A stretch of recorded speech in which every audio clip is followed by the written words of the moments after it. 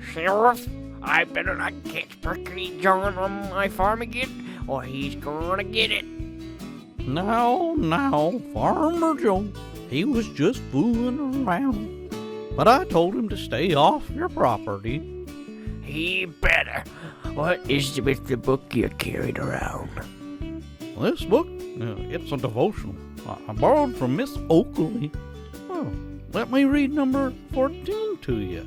Hopefully it'll do you some good. Ruth had finished her gleaning for the day and was coming home with way more than a full basket. The kindness of Boaz toward her had been so lavish that when she arrived home, it was sure to attract the attention of Naomi. Ruth 2:19.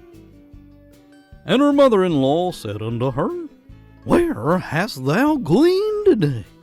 Where wroughtest thou? Blessed be he that did take knowledge of thee. And she showed her mother-in-law with whom she had wrought, and said, The man's name with whom I wrought today is Boaz.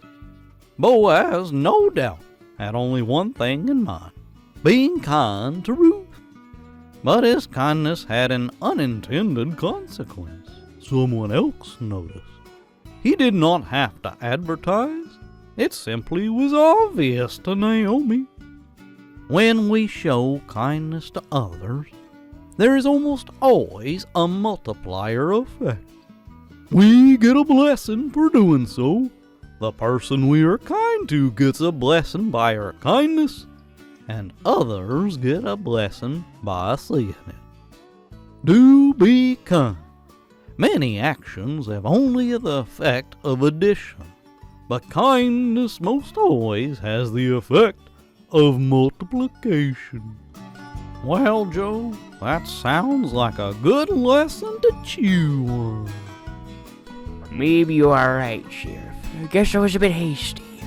If you see Cactus Jack, ask him to stop by. That sounds great, Joe.